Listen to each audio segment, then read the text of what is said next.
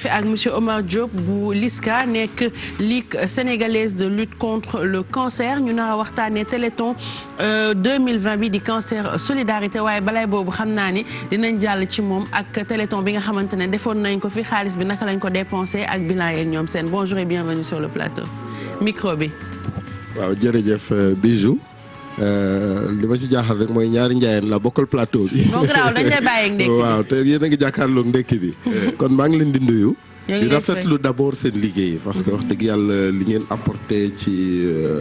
sur le plan médiatique ci Sénégal lu am solo la. ñëpp di ko rafetlu. di kontaan aussi si li ngeen ñu invité tey pour ñun ñëw waxtaanee Téléthon bi nga xam ni moom la ñu war a def. donc Téléthon bi mi ngi am vendredi 21 février RTS lay jàll après journal télévisé bu 20h bi. waaw le 21 février lay am. ci RTS 1 après journal télévisé bi ñu bëgg nag balaa ñuy waxi Téléthon bi ñu dugg defal bilan wu nit ñi li nga xam ne Téléthon bi ñu defoon liñ ci jot ak fuñ ko dugal ndax loolu daf ci am importance bi ñu defee Téléthon bi yàlla def na encaissé nañu un peu moins de 200 millions 198 millions précisément 198 millions yooyu bi ñu ko jotee dafa fekk dossier malade yu bari nekk ci suñu table bëgg ñu jàppale leen surtout ay néew ji doole ñu jot ci jël 677 malades yoo xam ni ba ñu étudier seen dossier mu jaar ci fi nga xam ne moom lañ ko war a jaarale ndax enquête sociale la ñuy def xool ndax yow mii yelloo nga jàppale bi wala déet bu ñu defee enquête sociale ba pare mu am benn commission boo xam ne moom mooy toog composé de financiers trésorier wu LISCA ay médecins ak quelques membres du conseil d'administration mais bu boobaa confidentialité aussi la ñuy def parce que comme malade yi waruñu leen a weer ñay toog foofu ay numéro rek de dossier rek la ñuy affecté parce que assistante sociale moom mooy gis tur yi moom mooy wax donc bi ñu defee loolu tant ci 677 personnes ñu jàppale leen ci seen traitement chimiothérapie radiothérapie maanaam traitement au complet ay bilan yooyu yëpp ñu defal leen. parce que gis naa fii ci bilan bi que 58% ci xaalis bi ngeen jotoon récolté pour prise en charge yi muy lu toll ci 187 millions 866 350 58% bi moo dem ci chimio bi 19% ci bilan 12% ci chirurgie 11% ci radiothérapie la ngeen ko dépensé. waaw loolu dafay wane rek ni chimiothérapie chère par rapport ak traitement bi. ndax 200 millions soo ko amee 58% chimiothérapie yóbbu ko. ça veut dire que ça coûte vraiment cher la chimiothérapie. loolu moom moo tax maladie sax du ñu mën di jël seen bopp en charge da ngay gis ku ñu bindal sa bilan ex ba bindal la pour nga dem defi chimiothérapie nga xool garab la muy jar mu war a nekk ay millions nga ni naa dem toog xaar yàlla. mais chimio bi nekkul woon à un moment donné dañu waxoon que am nañu gratuité bi maintenant. waaw chimio bi am na gratuité bu ci dugg effectivement depuis le 1er octobre. te loolu yëpp sax ci bilan wu LISCA la bokk.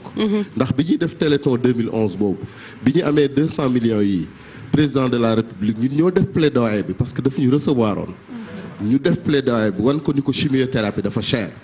cheraay boobu nag ñu bëgg nga def ci dara ci la ñu dugaloon 1 milliard.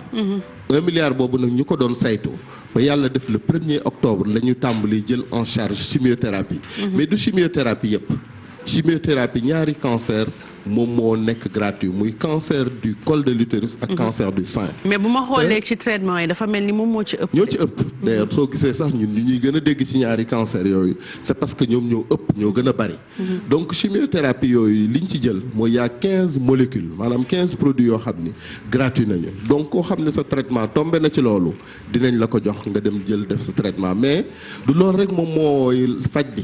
parce que dina am ay solutés yoo xam ne malade bi da koy war a jënd. dina am radiothérapie après da koy def dina am ay chirurgie bu ci war a topp yëpp te yooyu yëpp gratuit wu tout pour dellu si toujours ci chimiothérapie am na li ñuy wax les thérapies ciblées yooyu nga xam ne moom moo gën a cher ci traitement yi te gën a adapté pour certains cancers yooyu aussi bokkuñu ci donc xam nga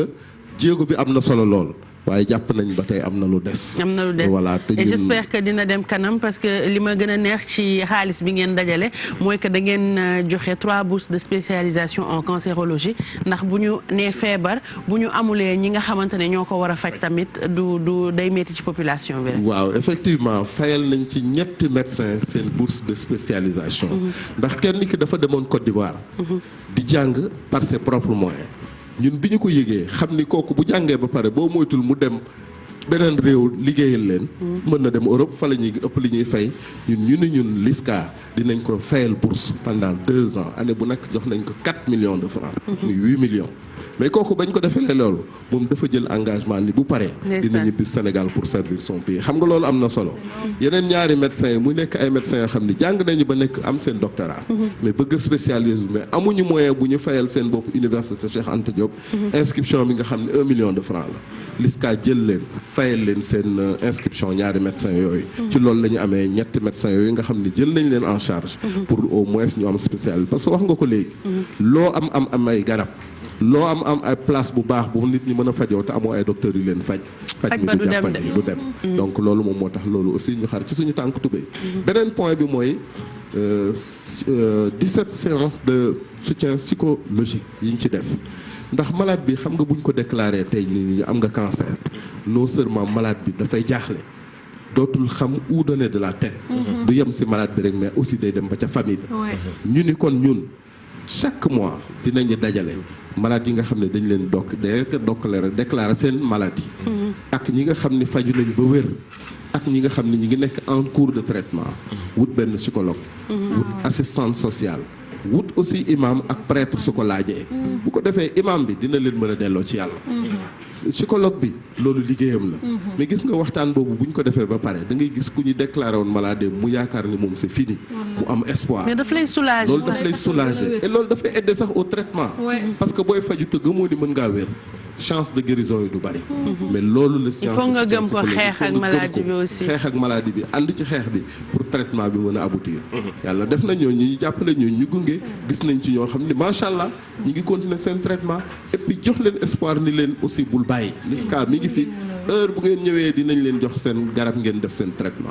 loolu daal wax dëgg yàlla moom la ñu taxawee boobu ba léegi seen liggéey moom rafet na man mii rek personnellement li ma leen di yónnee ci kaa xaw ma nu mu toll et j'imagine que yeneen nit yi ñi ngi ñëw d'où l'importance sénégalais yi joxe ci téléthon bi nga xamante ne moom la ñuy waajal ndax Mamadou Ndiaye boo xoolaatee bilan bi lépp lu ñu leen jox tam sénégalais yi lañ koy delloowaat ndax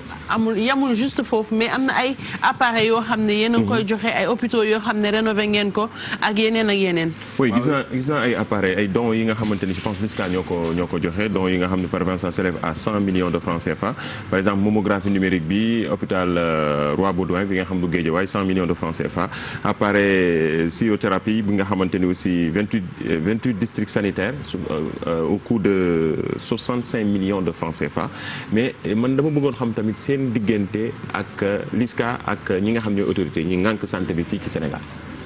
waaw suñu diggante ak ñi ngànk santé bi ci Sénégal ma jëkk tontu ci loolu balaa may dikk ci lii wax dëgg yàlla diggante bu rafet la tellement nii ndax ministre de la santé bi ñuy def téléthon bii d'abord moom lañ njëkk a bind ni ko pour mu recevoir ñu waxtaan ceeg moom ndax jox na avalam téléthon bi ñuy def mai 2011 tamit soo seetee keroog ministre de la santé mi ngi toog du début à la fin kon ça veut dire que diggante bi macha allah da tax na mi ngi ñuy jàppale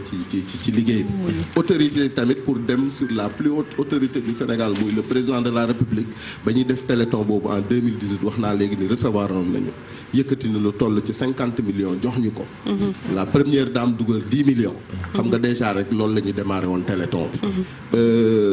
donc autorités yi wax dëgg yàlla ñi ciy jàpp mën nañu wax nag ni ba tey des na parce que mais ren léegi objectif bi mooy président na joxe 100 millions première dame joxe 20 millions ndaxte li ñu bëgg mooy mën a dajale 1 milliard pour dimbali ñi nga xamante ne ñoom ñoo am cancer nombre de maladies yi ñuy prendre en charge gën a bëri domaines yi ñu leen di prendre en charge gën a yaatu aussi waaw ñi ngi koy woo ci loolu de wax dëgg yàlla su mënee jox lu ëpp 100 millions sax baax na parce que lépp ci maladie yi la jëm te ci population yi la jëm pour dikk tënk tuuti ci appareil yi nga xam ne monsieur Ndiaye moom la wax appareil yeeg rénovation yi moom ça n'a rien à voir ak téléthon bi xaalis bi ñu dajale woon lii beneen opération la yoo xam ne ñun ñooy dem wuti ay partenaires tegal projet bi ñu leen dañu soxla ay appareil cryothérapie ndax appareil cryothérapie mooy bi nekk ci digg bi benn mi ngi jar 2,5 millions. kooku lu muy jariñ mooy bu ñu saytoo buntu butitu njurukaay jigéen ki gis nañ ci ay cellules précancéreuses. appareil boobu moom mën na koo dindi ci 5 minutes cellules précancéreuses yooyu. bu ko defee jigéen boobu mën a mucc ci cancer du col de l'utérus mais du ñu yam rek ci joxe appareil bi dañuy fexe former sage-femme yi nga xam ne ñi ngi ci district sanitaire yi ñi ngi ci poste de santé yi pour ñu mën di saytu jigéen ñi seen buntu butitu njurukaay balaay cancer bi installé gis nga formé gum nañ ci 1026 sages-femmes à travers le Sénégal donc appareil boobu loolu moom mooy njariñam ñu joxe gum ci comme ni mu ko waxee 28 pour une valeur de 65 millions. ñu jënd aussi benn appareil de mammographie de dernière génération moom daanaka fii Sénégal mën naa wax ni Roi Baudouin rek moom moo ko fi amagum et récemment la gendarmerie nationale ñoom ñoo ko jënd.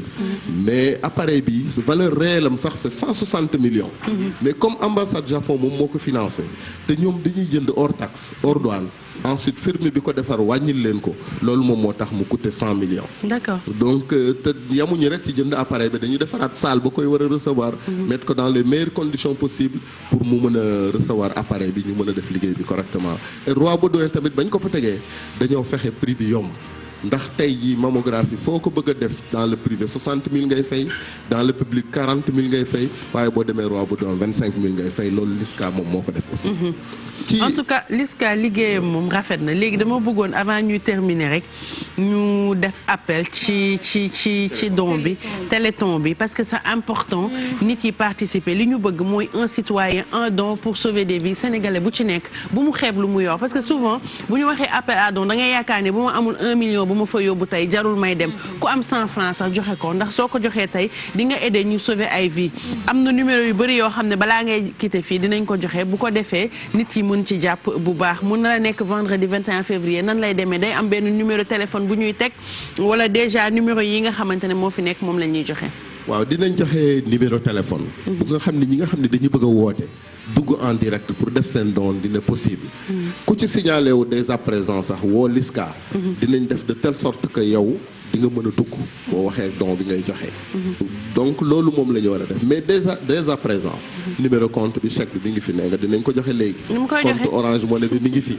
moom déjà ça commence à fonctionner. nit ñi ngay dugal effet foofu sax li ñuy ëppal solo. li tax ñu gën a am yaakaar. ñun balaa ñuy def dara dañoo def le tour des familles religieuses du Sénégal. ñu jëkkee Touba mais sëñ Mountakha ñaanal ko yàlla na fi yàgg te wér. amiin amiin ba ñu ko waxee li nga xam ni moom la ñuy def wan ko li ñuy defagum yëpp. daf ñoo ñaanal waaye daf ni ñu du mooy am ci ñaan rek dafa yëkkati 1 million ni maa ciy jëkk a dugal sama loxo. ci téléthon bi. kon loolu jar na am yaakaar. di ñaan nag taalibi murit yëpp.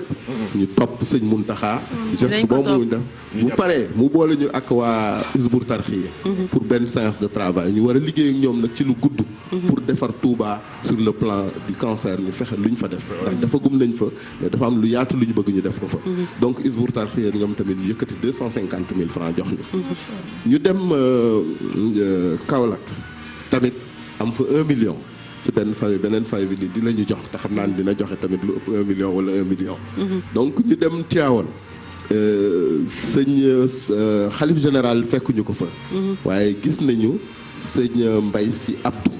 mu waxtaan ak ñun nit ñi lii dinañ ko jottali xalif général bi donc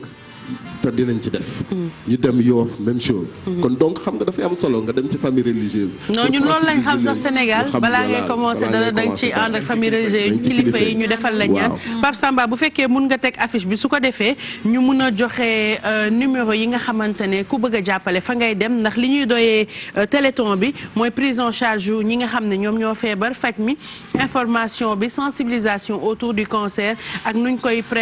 defee prévention bi maanaam prévenir ko. ut aussi unité de chimiothérapie bi nga xam ne moo gën a cher fële ca hôpital régional bu Thiès maison de vie mun ngeen a commencé joxe don yi à partir de tey donc bu dee chèque ngeen di bind da ngeen koy def à l'ordre de LISCA LISCA donc chèque bi à l'ordre de LISCA ngeen koy def LISCA bu nekkee virement ngeen di def da ngeen koy yónnee ci numéro compte bii may waaj joxe SN 100 01 002 002 024 91 00 05 89 bu dee Orange Money dièse 144 dièse 626 dièse par Wari 309 309 par Free Money mun ngeen ko envoyé ci 76 667 87 87 par e-money mun ngeen ko envoyé ci Jazz 444 étoile 3 étoile 2 étoile 70 70 70 Jazz ngeen joxe seen ay dons donc possibilité yi bëri na nit yi soxla nañ ko famille bu nekk la cancer mën a dugg comme ni ñu koy waxee amul mooy feebar bi du ségrégation moom seetul riche nga pauvre nga yoonam nekku ci ku ci nekk la mun a ñëw dal donc xalaat leen nit ñi nga xam ne dal na leen feebar bi dafa cher ngeen jàpp ci def seen ay dons su ko defee waa LISCA mun a dimbale malade yi ñu faju waaw donc comme ni mu ko waxee objectif 1 milliard bi. bëgg nañu dolli prise en charge bi. parce que ay dossiers encore plus de 200 dossiers ñu ngi suñu table en souffrance parce que amatuñu lu ñu leen faje kon donc loolu dafa tax ñu waral lancer appel pour nit ñi indi seen xaalis dugal ko ci LISCA. aussi information ak sensibilisation bi tamit ak dépistage yi dañ ko bëgg a yokk ndax seetaan nit ñi ba ñu feebar ngay daw di faj. yaakaar naa ni jiital loolu dem en amont. avant maladie bi ñëw loolu dina am importance trop salle chimiothérapie yu Thiès bi Thiès dafa am benn médecin docteur Lamine Gueye ñu koy nuyu wax dëgg yàlla mu nekk ku jàmbaare di fa faj cancer moom débrouillé ba am benn salle chimio ndax chimiothérapie Dakar rek la amoon moom mu débrouillé ba def benn salle bu ndaw ndeysaan bu ñu ko visité mu nekk salle bu tuuti ñetti malade lay mën a jël du bari que la demande est forte ñu demandé ñu appuyer leen pour ñu tabax leen salle chimiothérapie ñu ne loolu dina ci baax pour désengorger Dakar décentraliser faj mi mu bañ a yam Dakar rek ñu bëgg a tàmbalee ci Thiès mais fas yéene ko yaatal ci région yëpp dañu demee Touba d'ailleurs waa Isbour sax xëy na bëgg ñun liggéey ci loolu ñu def ko foofu en tout cas sénégalais yëpp nañ participer c'est ma maigre participation très bien lii moom dafa am solo j'espère que sénégalais yi dinañ si topp jàpp ci su ko defee lii dafa am importance ça veut dire que am ngeen yëg-yëg ci li ñu wax fii loolu am na importance gis nga bu ma terminé ci maison de vie bi kooku buñ ko waxee rek nit ñi dañuy dégg maison de vie di ko gis ci plaquette yi mais laaj na expliquer tey guddi boo demee hôpital Aristide Le Dantec surtout fa nga xam ne malade cancer yi fa la ñuy fajoo da ngay gis guddi ay nit ñu lal ci couloir yi tëdd di nelaw ñooñu duñu ay malades yu hospitalisé mais malades yu war a def seen traitement la mais amuñu kenn ku leen dalal fii Dakar nga gis ay malades yu renoncer à venir à Dakar pour faire le traitement parce que amuñu kenn ku leen fu ñu mën a dal fii Dakar ñooñu dañuy fanaan ci kuuru hôpital bi loolu moom moo tax ñu bëgg a tabax maison de vie pour malades yooyu ñu rendre leen seen dignité dalal leen fu baax di leen jox ñu lekk di leen jox ñu naan pour traitement bi mën a baax. incha allah dinañ egg ci objectif 1 milliard bi sénégalais yi seen xol dafa rafet. dinañ participer merci beaucoup en tout cas d'être passé sur ce plateau. bu kenn fàtte téléthon bi vendredi 21 février affiche bee ngi noonu ku ci bëgg a jàpp rek mun nga ci jàpp numéro yee ngi noonu merci beaucoup monsieur Diop merci beaucoup LISCA ci liggéey bi nga xamante ne moom la ñuy def ngir dimbali ñi am cancer fii Sénégal su ma toppee sama bopp dañuy yeggali waxtaan bi fi ba émission. ñu remercier aussi Bouba Ndour parce que ba ñu toogee expliquer que li ñuy def. xam nga lu mu ñu wax man bokk naa. moom kay téléphone am la jël woo ma ne ma LISCA dañuy ñëw ma ne ko ñoom moom dañuy ñëw ci plateau bi donc loolu am na solo di remercier beaucoup mbirum wérgu yaram dafa war a mën a gën a saxu sànq maa ngi lay laaj ci diggante ak autorité yi